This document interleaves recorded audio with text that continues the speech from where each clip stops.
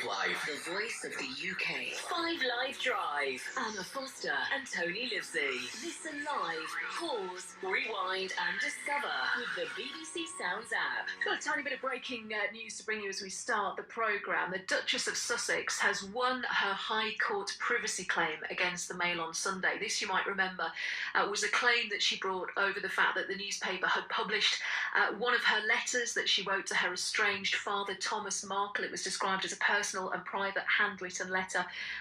Well, the judgment has just been released. She's won that privacy claim, so we'll bring you more on that very soon. That's just happened in the last couple of minutes. In the meantime, it is the middle of February. It's cold, freezing cold. In fact, we're in the middle of a pandemic all across the UK. We're living in some kind of lockdown again. And it does mean for many people that thoughts are turning to warmer summer days and potentially for booking a holiday.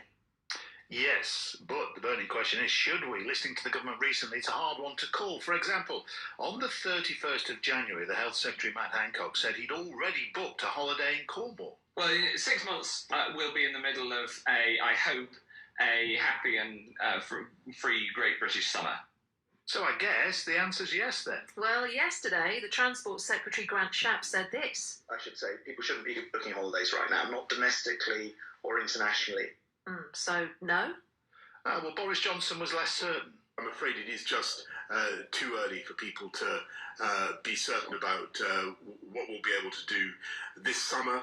And it was perhaps all too much for the Conservative MP Charles Walker. We had summer holidays last year when we didn't have a vaccine. Now we've got vaccines coming out of our ears. We told don't book a summer holiday.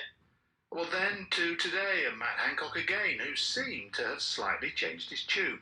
I know that people are yearning to have a direct answer because people look forward to summer holidays, but unfortunately there is that uncertainty, and so we are going to have to be patient.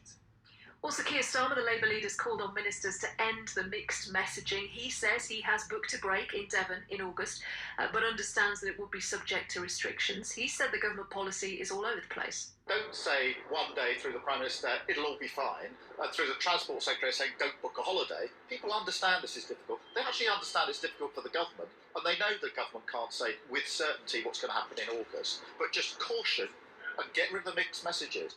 So it is confusing, no doubt, if you are hoping to book at the moment and the message is perhaps just wait and see. Boris Johnson has said that he would reveal the roadmap to reopening on the 22nd of February, or certainly in that week, so they're saying just wait a little bit longer and see what we're planning. Of course, it's uncertain as well for the companies that we want to book with, so let's hear from a couple of them. Lucy Green is the owner of Exmoor Character Cottages. She's got 4 cottages in Exmoor, and Kelly Stanley is the boss of Kelly's Travel Services. Hello both. Hello. Hi. Lucy, what was the situation with your spring-summer bookings at the moment? Have you got many? Well, spring and summer are very different this year. So summer, we are full, 100% booked in July and August, and 90% full in June. So most of the people that have booked for my cottages, I think, are thinking that it will be fine to travel by June. April and May, I think people are less sure, so we're 60% full. And bear in mind, my Easter bookings, where we're also full, are all moved from 2020. So I think people have stopped booking for April and May because there's so much uncertainty. That's interesting. And what's your sort of cancellation refund policy, Lucy? Is it something that you have to work off an official template, or is it something that you can decide yourself? Well, luckily I own the company, so I work very much on the basis of how would I expect to be treated if I had booked a holiday and then through no fault of my own wasn't able to travel. So last year, although we didn't have an official scheme for coronavirus at the time because nobody foresaw it, when the lockdown was announced on the 23rd of March, I just went through all my bookings and either moved people's holidays if that's what they wanted, or I gave them a full refund. And we now have a formal protected booking scheme, and that says if the government prevents you from travelling because of coronavirus measures, and that might be if you're self-isolating, it might be if there's a lockdown or you're in a different tier, or whatever happens, you can have your money back in full, or we'll move your holiday for you, whichever you prefer. Do you think that's helped with bookings? It maybe made people more confident to book if they know that they won't lose their money if they can't go on holiday? Yes, I think actually it's been essential. And what's interesting for me is, having seen this unfold last year, quite a lot of my guests book through the letting agents, the big letting agents that we all know about, where you can book self-catering holidays. Those people that book with them, I think, felt that they had security that perhaps you don't get when you book with a small provider like my business. What was interesting was those people couldn't get hold of the letting agent. They weren't getting their emails answered. They couldn't get through on the phone. They'd be waiting an hour and a half and then get cut off. So people were finding my company online and ringing me up and saying, well, I booked with someone else, but we're coming to your cottage. What can we do? And my answer was, you have to go to them, because you booked with them, not with me. Your contract is with them. With my direct bookings, we were sorted within 24 hours. Everybody had either got a different date or had their money back. Is that because of the way it works financially? Because I don't know how this works specifically, but I guess they give the money to the company. And when does the company give the money to you? After their holiday, at the end of that month. So you couldn't do anything at that stage? No, and some of these people had booked for holidays, say, in April, which they'd paid for and hadn't had. So whereas if it had been me, I would have just given them the money straight away. So that was their problem. They couldn't reach people. And I think when you deal with a smaller company, that you know the owner, you can ring them up and say, oh, hi, Lucy, actually, we don't think we're going to be able to travel in May. Can we come at the end of April? Which one of my guests has just done. And I've said, yes, I'll book you in, but I'm not taking any money just in case you can't come. And because they know me and I know them, we're happy with that. Whereas if you have a more formal relationship, obviously they've taken the money, they've got your credit card details, but it can take a long time to get your money back. That's interesting. I mean, obviously, as you say, it's important to treat people well, and I'm sure they'll come back and stay with you again if they've been treated properly. But what impact financially does it have on you? Because obviously people are booking and they're getting their money back if they can't travel, but you need to still make a living somehow. So how are you keeping afloat? It's significant, the impact that it's had financially, and there have been some sleepless nights and moments where I've thought, why am I doing this? But I have to say, I've got a very understanding bank manager at NatWest, and I also took out one of the bounce back loans, which is basically the cash flow that I've been living on. And we've had grant money, the business rates were rolled over to the next year, the VAT's gone down to 5%. All these things have helped.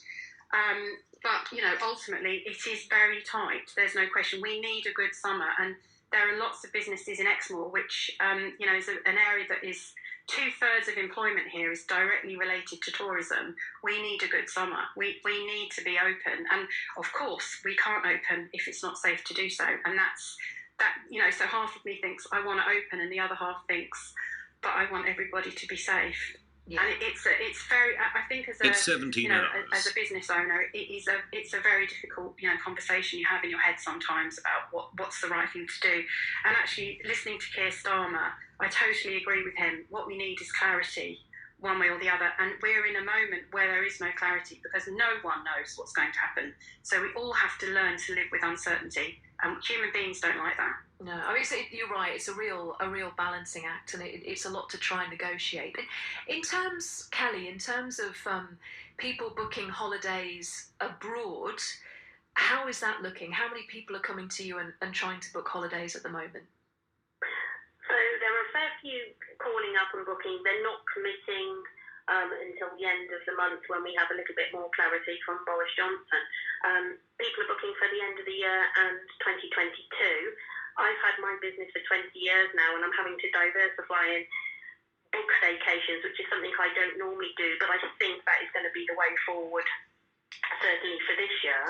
And I echo everything that has just been previously said. There needs to be flexibility. I'm working now with tour operators and hoteliers that are offering full flexibility to my clients so that they don't lose out on any money, because we do want customers to have the confidence to book, but they're not going to be booking if they're going to be losing money. So that's where I'm at the moment. Yeah, I mean, Kelly, not naming any names, but I know you deal with lots of different companies. Are you finding that there's a range between those who are very good and happy to refund and have some kind of policy in place, and those who maybe aren't so much so? Absolutely. In the last year, there's companies I will not book with going forward, and there's certainly tour operators that have been exceptional with refunding very quickly. I mean, there are some airlines that, are in administration, and customers are going to have to wait a long time for their refunds until they get government bailout. I mean, I've got customers that are waiting for a refund from March with an airline that may or may not be around the latter part of this year. Going forward, there's hoteliers that are having to close up and not reopen. But there are definitely some very good tour operators that are offering flexibility and giving customers the confidence to book. As we were saying to Lucy there, Kelly, I suppose it is difficult again for them because they have staff that they need to pay and premises that they need to keep in decent shape for when holiday makers do return. But if they find themselves in a situation where they are accepting money for bookings and having to give it back again, their cash flow will be all over the place as well. Yeah, and for me, I'm having to change holidays now for the third time. And I'm moving holidays the beginning part of this year up till May, on for next year now. And how many times can everybody keep doing that? So we do definitely need some clarity at the end of this month to see how the travel industry is going to, progress and go forward. Yeah. Do you get the sense from people, Kelly, that they feel confident about travelling? Because obviously one of the big things last year was that there would be certain places that you maybe could go on holiday, but you would have to wear a mask when you were there, or you might need to produce a negative test, or some countries had higher levels of infections than others. Are people feeling generally confident in overseas travel in the next few months, do you think?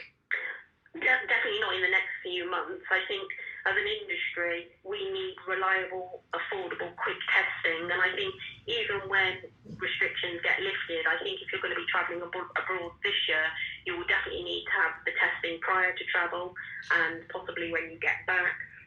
There are people that are prepared to book holidays and have to isolate at home on the return. But people aren't confident to book with those terms, but then there's a handful of customers that obviously will. It's been really interesting. Thank you both for the insight. Kelly Stanley, who's the boss of Kelly's Travel Services, and Lucy Green, who owns Exmoor Character Cottages.